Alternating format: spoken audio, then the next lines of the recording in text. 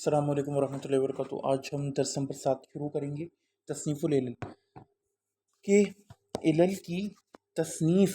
کیسے ہوئی۔ علل کی تصنیف کیسے ہوئی؟ کتاب العلل هو الکتاب الذی یجمع الاحادیث المعللہ۔ وہ کہتے ہیں کہ یہ جو کتاب العلل ہے، یہ وہ کتاب ہے جس کے اندر احادیث جتنی بھی معلول یا معلول احادیث کو جمع کیا گیا، وَيُبَيِّنُ فِيهِ عِلَّةُ كُلِّ حدیث، اور اس کے اندر جو ہے یعنی یہ بیسکلی علل کی جو بھی کتب جیسے امام دارقطنی کی ہے اور دیگر، ان کے بارے میں بتا رہے ہیں کہ وہ کیا ہوتی ہے۔ ان کے اندر معلول حدیث کو جمع کیا جاتا ہے، وَيُبَيِّنُ فِيهِ عِلَّةُ كُلِّ حدیث، اور اس کے اندر ہر حدیث کی علت کو بیان کیا جاتا ہے، واضح کیا جاتا ہے۔ ثم قد یکون علی، اور پھر کبھی کبھار ایسا بھی ہوتا ہے جب بھی یکون قد کے ساتھ آئے تو یہ کبھی کبھار کا مفہوم دیتا ہے۔ ثم قد یکون علی ترتیب الابواب الفقہیہ، اور وہ کہتے ہیں کہ پھر ان میں سے ایسی بھی ہیں جو کہ کبھی کبھار فقہی ترتیب پر بھی ہوتی ہیں، جیسے غالباً علل ہے ان کی، ابو حاتم الرازی وغیرہ کی۔ وقد یصنف علی ترتیب المسند مع بیان علل الحدیث، اور کچھ ایسی بھی ہوتی ہیں جو کہ تصنیف کی جاتی ہیں مسند کی ترتیب پہ، یعنی کہ صحابہ کی مسانید جیسے ہوتی ہیں کہ ایک صحابی کی حدیث تمام مسند میں جمع کر دی جاتی ہے، مسند ابی بکر، مسند عمر، مسند ابن عمر، اور ان کی علت کے بیان کے ساتھ۔ قال فی تقریب میں امام ابن حجر کیا کہتے ہیں، شرح ہی، اور اس کی شرح میں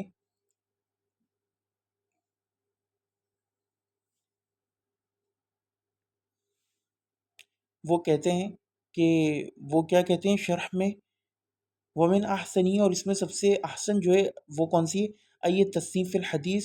تصنیف ہو ای الحدیث معللا، جو کہ اس بیان کے ساتھ ہیں کہ ان میں سے کون سی حدیث معلول ہے، کیونکہ اسی کے ذریعے جیسے بعد میں جتنی کتب حدیث لکھی گئیں وہ کہ اگر ہم ان کے منہج کو سمجھے تو ہمارے لیے بہت ساری آسانیاں ہو جائیں، لیکن جب منہج کو نہیں سمجھتے تو ہم واضح طور پر ابو داؤد یا ان کی روایتیں دیکھ کے پریشان ہو جاتے ہیں، یا مسند احمد کی، کیونکہ تو وہ کہتے ہیں کہ اس میں سب سے اچھا یہ ہوتا ہے کہ وہ کتب جو کہ علل کے موضوع پر لکھی گئی ہیں، کیونکہ اس کے اندر احادیث بھی آ جاتی ہیں اور اسپیشلی معلول احادیث ڈسکس ہو جاتی ہیں، اور پھر بندے کا اس طرح علم حدیث بڑھ جاتا ہے۔ تصنیف ای الحدیث معللا بان یجمع فی کل حدیث او باب طرقہ، وہ کہتے ہیں کیونکہ اس کے اندر جمع ہو جاتی ہے ہر حدیث اور اس کا باب، اور اس کے باب اور اس کے طرق جو ہوتے ہیں مختلف، واختلاف رواتی، اور اس کے روات کا اختلاف بھی آپ دیکھیں گے ابو حاتم الرازی وغیرہ کی، تو دو تین سندیں پہلے نقل کرتے ہیں کہ اس سند سے اس سند سے، پھر وہ کہتے ہیں اس میں سے یہ والی سند سب سے زیادہ صحیح ہے۔ فإن معرفت العلل، اب میں چاہوں تو اگزامپل بھی دے سکتا ہوں، لیکن مسئلہ وہی ہے نا، اگر وہ دیں گے تو پھر طوالت ہو جائے گی، ویسے ہی ہمیں 2 جلدیں کور کرنی ہے، which is a very long journey۔ فإن معرفت العلل من اجل انواع الحدیث، کیونکہ وہ کہتے ہیں کہ علل کی معرفت ہونا جو ہے وہ علوم حدیث کی جتنی بھی برانچز ہیں، انواع ہیں، نوع ہیں، ان میں سے سب سے بڑی ہے۔ والاولا جعلہ علی الابواب لیسہل تناولہ، اور وہ کہتے ہیں اس میں سے سب سے اچھا تو یہ ہے کہ اس کو ابواب کے طور پر ترتیب دیا جائے، کیونکہ اس سے آسانی ہو جاتی ہے اس کو لینا، اس کو پڑھنا، اس کو سمجھنا۔ وقد صنف یعقوب بن شیبہ مسندہ معللا فلم یتم، اور وہ کہتے ہیں کہ یعقوب بن ابی شیبہ نے اپنی مسند لکھی تھی معلل احادیث کے اوپر، لیکن اس کو مکمل نہیں کر پائے۔ قیلہ، کہا جاتا ہے، ولم یتم مسند معلل القط، اور وہ کہتے ہیں کہ انہوں نے مسند مکمل ہی نہیں کری بالکل بھی، کبھی بھی۔ وقد صنف بعضهم مسند ابی حریرہ معللا فی مائتی جز، اور کہتے ہیں کہ کچھ لوگ کہتے ہیں کہ انہوں نے تصنیف کی تھی ابو ہریرہ کی مسند، وہ بھی صرف یعنی ایک صحابی کی، وہ بھی کچھ حصہ اس کا، یعنی ابو ہریرہ کی جو مسند انہوں نے لکھی تھی اسپیسیفکلی، اس کا بھی کچھ حصہ لکھا تھا معلول احادیث کے اوپر، فی مائتی جز، یعنی کہ 100 جز اس کے مجلدات تھے۔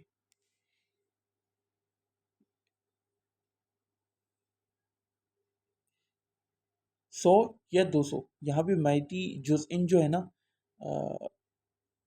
یہ دو کی طرف غالباً اشارہ ہے، پھر بھی ہم اس کو دیکھ لیں گے۔ وقال الحافظ ابن رجب فی اواخر شرحہ ھذا العلل الترمذی، اور وہ کہتے ہیں کہ حافظ ابن رجب جو ہیں وہ اپنی شرح جو علل ہے اس کے آخر میں یہ کہتے ہیں، فصل قد ذکرنا فی کتاب العلم فضل علم الحدیث وشرفہ وعزت وقلت اہل المتحققین بھی بین حفاظ المحدثین، وہ کہتے ہیں کہ یعنی یہ دوسری جلد کے شروع میں آپ کو جو ہے نا یہ چیز ملے گی، دوسرے جو اس کی شروع میں یہ اس کے تو کہتے ہیں کہ وہ کہتے ہیں کہ ہم نے اس کے اندر اس کتاب کی کتاب العلم کے اندر یعنی کہ جو ان کی جامعہ تھی بیسکلی اس کے اندر انہوں نے علم علل کے ٹاپک کو تھوڑا سا ڈسکس کیا تھا، اس کے شرف اور عزت کو بیان کیا تھا، اور وقلت اہل المتحققین بھی من بین الحفاظ والمحدثین، اور یہ بھی بیان کیا تھا کہ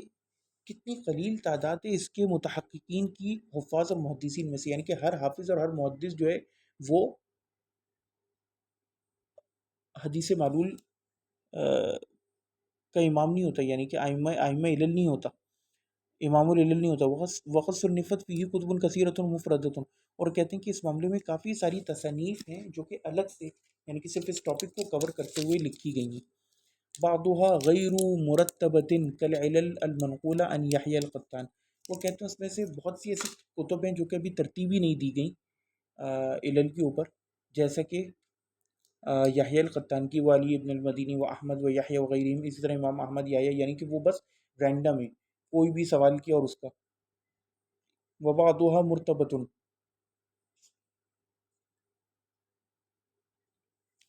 اور کہتے ہیں اس میں سے بعض ایسی ہیں جو کہ مرتبط ہیں،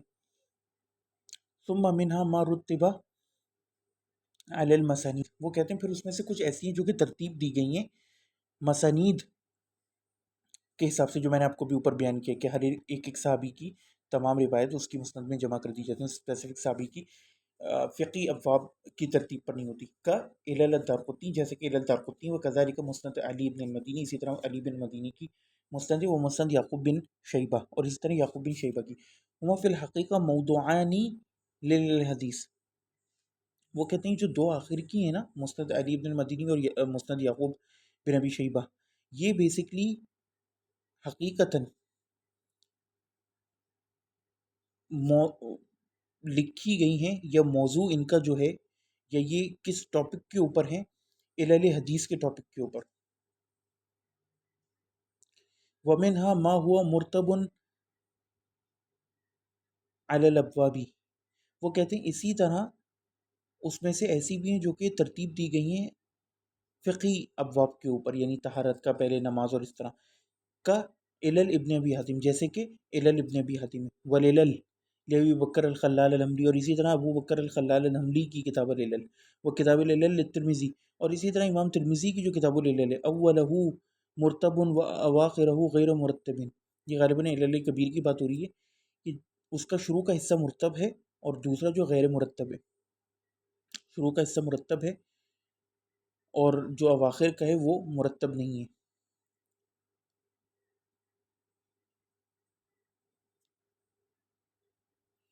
پھر وہ کہتے ہیں الی آخر ما ہنالک مما لا نطیل به ہونا، اور کہتے ہیں کہ اسی طرح اس کے آخر تک ہم یہاں پر بات لمبی نہیں کریں گے، فإنه ليس هو موضوع کتاب العلل الذي نقدم له، وہ کہتے ہیں اور ہم جس کتاب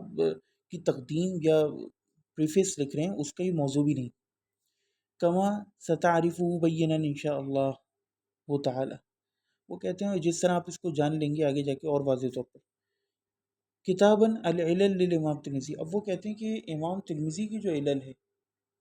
وہ ان کا نیکسٹ ٹاپک ہے، میرے خیال سے ہمیں اگلے لیکچر میں کر لینا چاہیے۔ السلام علیکم ورحمۃ اللہ۔